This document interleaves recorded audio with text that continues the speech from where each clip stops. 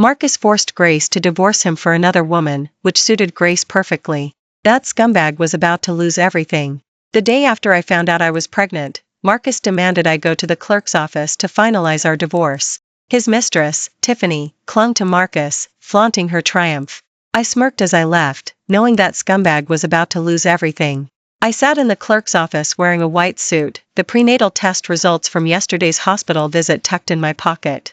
Next to me, Marcus was laughing and chatting with his mistress, Tiffany, who was dressed like an ostentatious woman. They were happily discussing where to go pick out baby clothes after getting their marriage certificate. Marcus clutched the 2 Q numbers he'd picked up that morning, one for marriage registration, one for divorce registration. They couldn't wait another moment. I scrolled on my phone with a smirk. I resisted the urge to make a sarcastic remark. Right at 9, the 3 of us smoothly took our seats at the reception desk. The clerk, unfazed by our unusual arrangement, swiftly processed our paperwork. I breathed a sigh of relief when I received the divorce decree. Finally, this disgusting marriage was over. I put on my sunglasses and started to leave, but Tiffany, the mistress, grabbed my arm. "Grace," she began, "why don't you wait for us to finish getting married? We could give you a ride." She smirked, clearly hoping to see me flustered. I put on my sunglasses and smiled, telling her, "Ms. Tiffany, you're 3 years older than me. No need to be so polite. And did you know that after a divorce is finalized, you have to wait a month before you can get married again?" At my words, Tiffany instantly flew into a rage. She started shouting and yelling in the clerk's office, and Marcus, my ex-husband, had to reluctantly whisper reassurances to her. The security guard escorted the 2 of them to the exit. Marcus's face flushed then paled, he had completely lost face. While restraining Tiffany's flailing hand, he looked at me, seemingly wanting to say something more. I suppressed my urge to laugh and walked towards the door. Tiffany, not yet satisfied, lunged at me, trying to grab my arm again. "Grace," she sneered, "since we can't get married anyway, I'll have Marcus drive you. Look at you, divorced and without a car, how will you get home?" A dark figure suddenly rushed over from the side, a slap landing squarely on Tiffany's face. "You shameless cheating couple, let go of her." I knew instantly it was Chloe, my fiery and dynamic best friend, who had long detested the 2 of them. I grabbed Chloe's hand and pulled her into the waiting Rolls-Royce. I rolled down the window, revealing the Starlight headliner that Marcus had always dreamed of owning. I softly told him, "Deal with the consequences yourself." Soon, he would realize just how much he had lost. Marcus and I had been married for less than 2 years. Because of his humble origins, my parents had initially disapproved of our marriage. To spare his pride, I hadn't taken him back to my family home for the entire 2 years. In his eyes, my family background wasn't much better than his, and he believed our aloofness stemmed from looking down on him. For the past 6 months, Marcus had been frequently traveling for work and often didn't come home at night. After I discovered suspicious clues, he confessed directly that he had found true love. I had seen his mistress's picture on his phone. She was far from my league, like an unrefined woman adorned with colorful feathers. To say he'd found true love was less accurate than saying Tiffany had restored the self-esteem he'd lost with me. Considering that I also had my faults, I endured and observed for another 6 months. That observation led to me seeing Marcus taking Tiffany for a prenatal checkup. He had claimed he had no time to accompany me to the hospital, yet he was there with Tiffany for her checkup. In the hospital, I put away my prenatal test results and calmly walked up to them. "Stop hiding and sneaking around," I said. "Go to the clerk's office tomorrow and get your divorce finalized." When saw me, he didn't even ask why I was at the hospital. He blurted out, "What about the house and car?" So he'd been enduring all this time just worrying about that. I couldn't care less about that money, but I wasn't going to let him off scot-free. "The house will be split 50-50, and the car is yours." Marcus was completely relieved and agreed to finalize the divorce the next day. The entire process felt like 2 strangers discussing what to have for dinner tomorrow. That evening, Chloe dropped me off at the villa my parents had bought for me before my marriage. After usually being cooped up in a small 800-square-foot apartment, returning here felt like a huge relief. "What are you going to do? Are you going to get rid of the baby?" Chloe sighed, her eyes full of concern for me. "Chloe," I said, "for someone from my background, having a man or not makes no difference. What's there to regret? Raising the child as a single parent is the best outcome, isn't it? Of course, I would keep this child. After all, Marcus's genes weren't bad. No father, but a child, and an inexhaustible amount of money from my family. That's the ideal situation for a wealthy woman." Seeing my nonchalance, Chloe relaxed. You let that cheating couple off too easily, giving him the house and car, Chloe fumed, waving her fists as if she wanted to punch them from afar. If you ask me, you should have taken everything. With you, Marcus actually fell for that unrefined woman? He must be blind. Chloe, I replied, even a cornered rabbit bites. I'm not short on this small amount of money. He didn't get a single cent of my family's wealth, so what's this bit of money? Compared to my family's fortune, this house and car were just the tip of the iceberg. Marcus, full of himself, always wanted to make big money. The revenge would truly begin when he realized what he had actually lost. Because I remembered seeing Tiffany with a toy boy boyfriend while shopping, Marcus might even be raising someone else's child. The next morning, my parents heard about my situation and stormed into the gated community, dragging me out of bed and taking me home. The moment I arrived home, I was treated like a princess, with fine foods like bird's nest and sea cucumber stewed for me. A group of house staff, along with Eleanor, surrounded me and raged at Marcus. My daughter was raised like a princess for over 20 years, Eleanor exclaimed, only to suffer hardship with his family, and then, after getting pregnant, he dared to bring up divorce and find a mistress. You wait, I'll have William get even with him for you. I held Eleanor's hand, which was pounding the table, fearing she might shatter her jade bracelet. I had thought Marcus and I would cut ties completely after that, but to my surprise, I received a WhatsApp message from him that very morning. Grace, it read, was that Chloe who picked you up yesterday? I had no idea you had a best friend who drove a Rolls-Royce. That gossipy curiosity. Sure enough, seeing the Rolls-Royce immediately piqued his interest. There's a lot about my business you don't know, I texted back, and we should contact each other less from now on. I was currently watching TV in bed, and his message instantly ruined my mood. I have something I need to discuss with her, he replied. Could you put me in touch with her? I hadn't noticed it before, but now just seeing his profile picture grossed me out. I figured it was my unborn child also being grossed out by its father, so I quickly deleted Marcus and blocked him to avoid further annoyance. The next day, as Chloe and I were on a shopping spree at a luxury boutique, we heard a shriek outside the door. That unrefined woman, Tiffany, dragged Marcus into the store. Grace, she shrieked, her voice sharp and loud, grat. Ing on my nerves like fingernails on a chalkboard. Where do you get the money to buy clothes in a store like this? You must be Grace's best friend, Marcus interjected, his eyes gleaming as he stared at Chloe. Hello, my name is Marcus. From the moment he walked in, Marcus had been staring at Chloe, his eyes shining. This couple was truly a persistent nuisance. A sales associate, seeing her VIP being harassed, came over and subtly asked if I wanted them to be escorted out. I shook my head, wanting to see just how far Marcus's shamelessness would go. Chloe shivered with disgust at Marcus's gaze, completely ignored him, and continued helping me pick out clothes. I picked up a trench coat and signaled to the sales associate that I wanted to try it on. Seeing this, Tiffany rushed over in a flash and elbowed me aside. Sales associate, she declared, I like this one, I'm trying it on. Chloe quickly rushed to steady me, while Marcus also came over to support Tiffany. He glanced at the price tag on the coat and tugged Tiffany's sleeve. Honey, this coat is over $50,000. Let's just look, okay? Tiffany, fueled by a desire to compete with me, stubbornly clung to the coat, refusing to let go. Seeing the situation, the sales associate quickly intervened. Excuse me, madam, Ms. Grace is one of our VIPs and has priority for trying on clothes. If you'd like it, please wait until Ms. Grace has finished trying it on to decide. After that unrefined woman touched it, there was no way I wanted the coat, so I simply handed it to her. Take it, I said. I never want anything someone else has already set their sights on. Tiffany pestered Marcus in the store until he bought it. She didn't seem to care, but we felt embarrassed for her. Marcus, unable to refuse, reluctantly agreed. While was in the changing room, Marcus leaned closer to me. Grace, he whispered, how are you a VIP at this store?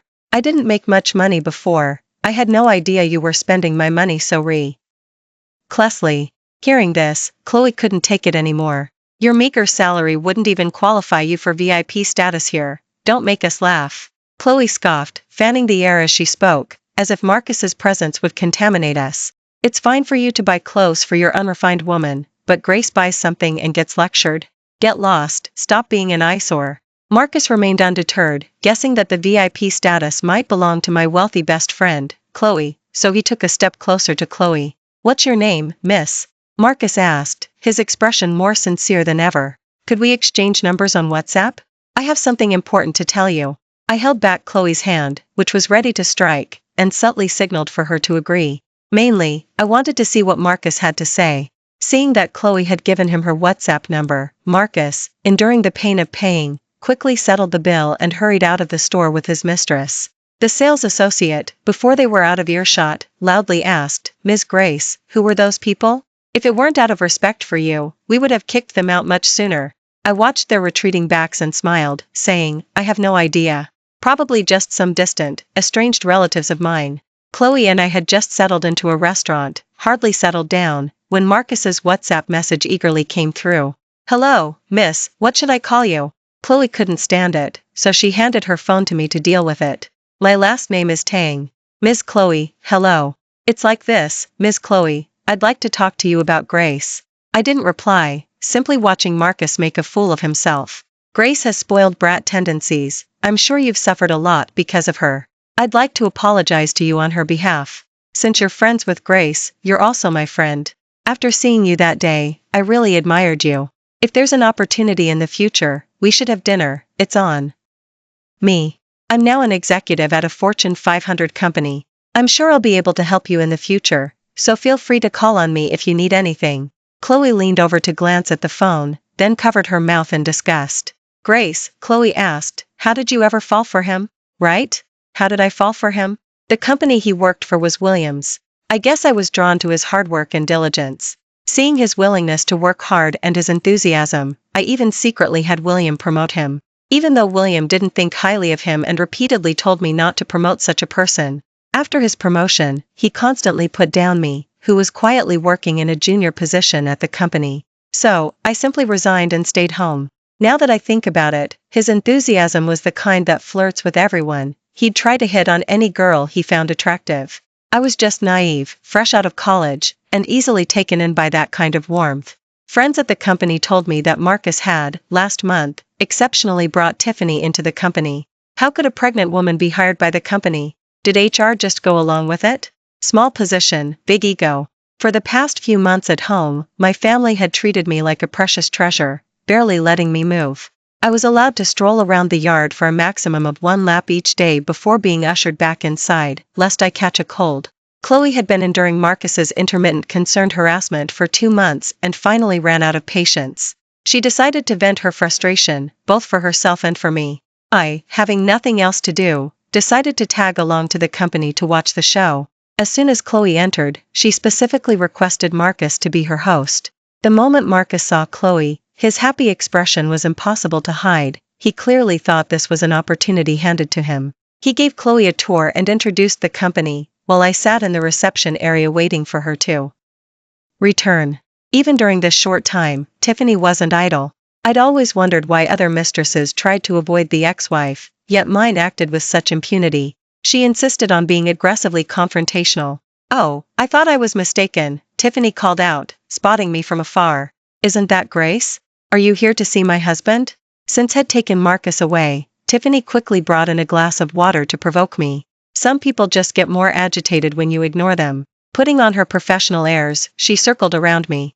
"Ah, it must be nice not to have to work," she sighed. "Unlike me, I'm pregnant and still have to go to the office. It's so tiring, but luckily my husband is always by my side to look after me. People from families like yours just can't compare." She knew they couldn't compare, yet she insisted on trying. She was desperate to see envy or jealousy on my face. But I simply remained unmoved, engrossed in scrolling on my phone. Just as Tiffany's throat was practically smoking from all her talking, Chloe returned with Marcus, followed by Marcus's supervisor and various members of his project team. The person leading them knew me. He used to be William's assistant and specifically greeted me when he saw me there. I suspected Chloe had deliberately brought them to humiliate Marcus and his mistress. Upon entering, the assistant subtly frowned at Tiffany, indicating that Tiffany wasn't very popular at the company. "Ms. Chloe," Marcus began, "do you think there's an opportunity for further collaboration?" Marcus flashed a smile he clearly thought was charming, revealing a set of white teeth. He had always been very confident about his looks. "No," Chloe stated flatly. "I'm extremely dissatisfied with the person your company sent to give the presentation. There's a complete lack of basic professionalism. The introduction contained no project details whatsoever, only self-promotion. Anyone who didn't know your company worked on projects would think they were selling themselves. Chloe spoke without any regard for his feelings, and Marcus's smile faltered. Marcus's supervisor just shot him a glare. Tiffany immediately stood up and started shouting loudly, as if her own business was being ruined. "This is a personal vendetta," she shrieked. "You're just mad that my husband found me and dumped Chloe, aren't you? You're using your little bit of power to try and put us in our place." "Humph, my husband doesn't need your opportunities, right, honey? We won't do her project." She then lifted her chin towards Marcus. Talk about the two of them at the company had never stopped. Everyone knew Marcus had been married before and that Tiffany wasn't his original wife. Now, not only had this mistress been hired through an irregular process, but she was treating the office like her personal home and yelling at a client. Everyone's expressions turned amused. Chloe, with a diva attitude, questioned the executives present. "Is this the caliber of your company?" she demanded. "Is this a chaotic public market, letting someone like her conduct business?" Marcus pressed down on Tiffany and then forced a smile back onto his face. "Ms. Chloe," Marcus began, "I was presumptuous earlier. I genuinely admire you, and seeing that you're my ex-wife's friend, I tried to get closer. Rest assured, our desire to collaborate is sincere." True to Marcus's character, he was incredibly slick and adaptable. "Next time you come, replace this person," Chloe said, pointing at Marcus, seeing that he wasn't giving up. "Then we can talk about collaboration." After this lesson, Marcus probably wouldn't dare to provoke Chloe again. We stood up to leave. As I reached the door, I turned back and pointed at Tiffany. "Since she's pregnant, maybe don't have her involved in projects anymore. Wouldn't want anyone thinking we're bullying her." Tiffany froze for a moment. Not long after we left, we heard Tiffany screaming and yelling in the conference room, and Marcus couldn't quiet her down. "You like strong women, you like white-collar professionals, and you despised me for not going out to make money. Well, I'll make sure your Tiffany stays home for you to support. Let's see how much you like that." Afterward, not only was Tiffany fired from the company, but Marcus, who had irregularly hired her, was also investigated by the company and demoted. I heard they were originally going to be fired together, but Marcus, in a rather despicable move, claimed that Tiffany was only hired by him after she had already passed the HR interview. Out of humanitarian concern, the company only demoted him, choosing not to fire him for the time being. At the end-of-year company gala, William invited me to attend, with the intention of laying groundwork for the future and hoping I'd interact more with the company's senior management. I sat at the head table, watching the company's executives come over to propose a toast. Marcus was the only one who wasn't an executive yet still came to propose a toast, with ambition written all over his face. As he approached, he saw me sitting at the head table and looked utterly stunned. Then he glanced at chairman beside me, momentarily forgetting his toast speech, and simply stood there, motionless for a long while. Uncle, an old friend of William's, saw him approach and pointed him out to the shareholders at the table. "Oh, look, this is Marcus," Uncle announced. "He's the design department manager. William, he used to be your son-in-law, didn't he?" Marcus's glass wobbled precariously, nearly slipping from his grasp.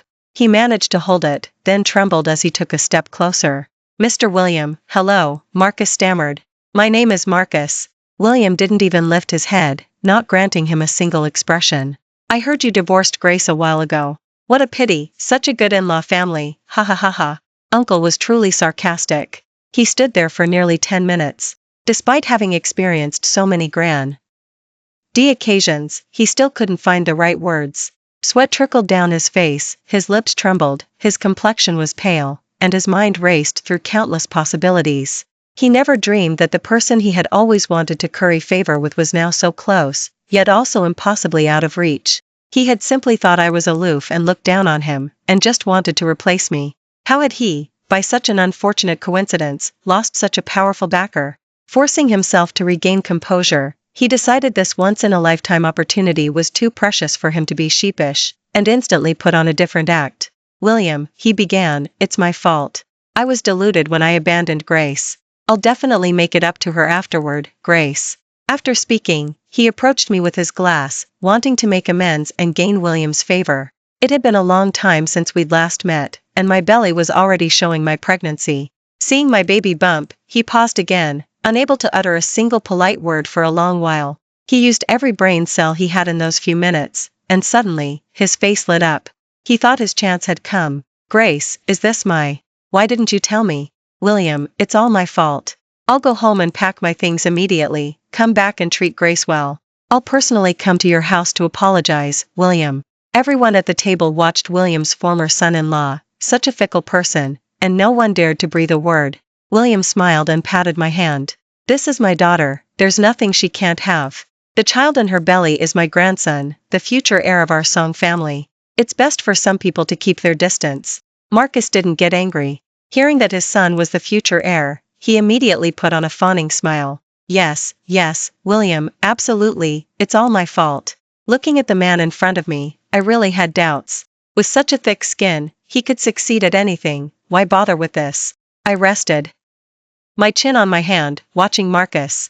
Instead of returning to his seat, he stayed at the head table, networking with everyone, acting like the father of the family heir. Everyone at the table was William's friend. No matter how sarcastic they were to him, he didn't get angry, just kept a polite smile and introduced himself. Get out, William declared, realizing that composure was useless against such a person. He shouted the command loud enough for everyone around to hear, get out. The guy could no longer maintain his smile and slunk back to his seat at the far end of the table. The next morning, as expected, Marcus showed up at the villa with a large pile of gifts for apology. William wasn't home, and Eleanor was out getting a beauty treatment, so only Chloe and I were at the house. Marcus entered, looked around the house, and then finally spoke. Grace, he said, why did you never tell me that Chairman was your father? If you had, I would never have treated you this way. After speaking, he even started strolling around the room with an expression that suggested he owned the place. Tell you what? I retorted. Tell you I was pregnant, so you wouldn't flirt with Tiffany, wouldn't go to her prenatal checkups, or wouldn't marry her. He quickly sat down in front of me. If I had known, I would have stayed far away from her. I just felt like you always looked down on me, which is why I sought out Tiffany. I only felt she adored me. Honestly, how could she compare to you? She's just an unrefined woman. Actually, it was only once, just. Marcus, I interrupted, since the mistake has been made, let's just stay out of each other's way from now on. There's no need for you to come here being a nuisance again. I'll go back and divorce her. Wife, please give me another chance. Marcus abandoned all pretense of dignity, directly kneeling before me. The house staff even brought out snacks and watched his performance, yet he didn't blush at all. I hate things that have been used by others, I said. I find them dirty. I'm the child's father. You can't just let the child grow up without a father, can you? He insisted, sounding a little desperate. His true colors were showing. Given my family and status, I replied, do you really think my child would lack anything, or need a father like you? All smiles vanished from his face. Knowing that everything was irreversible, he stood up. Grace, he said, this counts as hiding assets. Your money is also our marital property. Giving me only one car and half a house during the divorce is clearly wrong, isn't it? After he said that, Chloe could no longer control her temper. She stood up, kicked him, and called for security. Get out, you jerk. I've never met anyone more disgusting than you. Marcus clutched the spot where he'd been kicked, glaring fiercely at us. Marcus, I said, you can go find a lawyer. I'm not afraid of that. I had our prenuptial agreement notarized, and you signed it at the time. It's not my fault if you didn't read it carefully. Marcus was kicked out. The entire gated community got quite a show. When returned and learned Marcus had been there, he immediately messaged HR, fire this person tomorrow. I calculated in my mind, this was the second thing he cherished that he'd lost, his incredibly proud job. From now on, he would be on his own. A few months later, I gave birth to my son, Henry, in a private hospital room. William found me the best doctors and medical resources in the entire city. When came to visit me, she said she'd seen Marcus downstairs. Tiffany was giving birth on the same day as me. What an ill-fated coincidence. Tiffany had lost her job during her pregnancy, so she likely didn't even have maternity benefits. Marcus had also lost his job, so Tiffany had to give birth in a shared hospital room. The baby was a girl, and Chloe said Marcus still seemed quite happy. Marcus, after seeing Chloe and making a few inquiries, learned that I was also giving birth at this hospital, so he came up to visit out of courtesy and custom. My house staff stood by my window, holding my baby, cautiously eyeing Marcus, afraid he might try to harm me. Marcus, seeing his son, was quite happy. His happiness didn't last long before Tiffany, in a hospital gown, burst through the door with her daughter, yelling, "Oh, so this is what you're up to, you bastard," she screamed.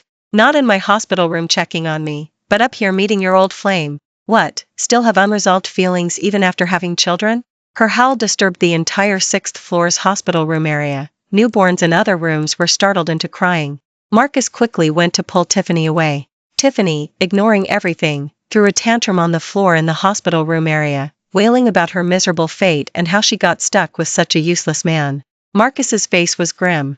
He didn't want to look at her anymore and let her carry on with her tantrum. Seeing that no one was paying her any mind, the woman turned her anger towards me. She lunged at me in a flash, but my house staff, with impressive reflexes, restrained her. It's typical of that woman, she always turns her anger towards me, ignoring the scumbag who was the real cause. You shameless thing, she shrieked, Marcus is divorced, yet you're still getting involved. A mistress, of all people, was self-righteously accusing me. She mistook my silence for weakness. What's there for you to scream about? I said. Are you sure your daughter is his child? She doesn't look like him at all. Don't they say daughters usually resemble their fathers? My softly delivered jab made Marcus's face change instantly. Tiffany, who had been loudly screaming, suddenly fell silent, her mouth agape for a long time, unable to utter a single sound. I guessed she was having doubts herself now, feeling really uneasy. Oh, you. Grace didn't say anything, but I already felt something was off. Now it looks like there are signs. Tell me the truth, is this really my daughter? You bastard, how dare you suspect me? I'll fight you to the death. The two of them started fighting violently right by my bedside, completely ignoring me. Tiffany's physique was surprisingly good, she held her own perfectly just after giving birth, even managing to overpower Marcus. I watched the spectacle with a smile, musing that Marcus had finally found someone who could truly keep him in line. A group of nurses from the private hospital room wing rushed in and escorted the two of them away. As was being led away, he yelled, Doctor, we want a paternity test. 2 days later, I was discharged from the hospital. Marcus sent a message, the child isn't mine. Wife, I was wrong. Please give me another chance. Our child can't be without a father. I replied, sorry, my son is the Song family heir. He doesn't need a father. At this point, he had nothing left, no status, no job, and he had even taken care of someone else's wife. Marcus returned to the gated community, begging to see his son, but the security guard, recognizing him as the one who had been kicked out last time, wouldn't even let him through the main gate. Undeterred, he loitered outside the gated community every day. When I saw Tiffany again, she looked as if she'd aged 10 years, utterly exhausted. Her figure was that of a middle-aged woman who had gained weight. I've come to you for compensation, she announced. Marcus and I broke up entirely because of you, so you owe me money. I laughed in exasperation. A mistress who destroyed someone else's family, kept a toy boy boyfriend, and got pregnant with his child, then had the audacity to demand compensation from the ex-wife? Her thick skin truly matched Marcus's. If you want to find someone, go find Marcus, I told her. It's useless to come to me. We have absolutely no connection. If you hadn't interfered, Marcus and I would be living happily right now. I blew lightly on my perfectly manicured nails, smiling as I looked at her. I knew about your situation long ago, I said. If you hadn't caused a scene in front of me, I wouldn't have bothered with you. We're both women, why aren't you going after the scumbag for compensation? What good is coming to me? And besides, do you think I broke you two up?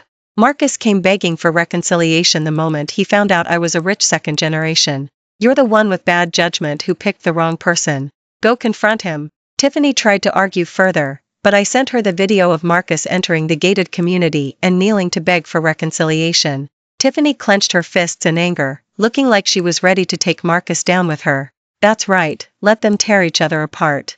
I heard that after Marcus abandoned her, Tiffany's toy boy boyfriend also turned against her. Both of them had originally intended to live off Marcus. Now that she had completely lost her support, Tiffany had no more reservations. This crazy woman was formidable. Despite marrying Marcus, she had always kept an ace up her sleeve.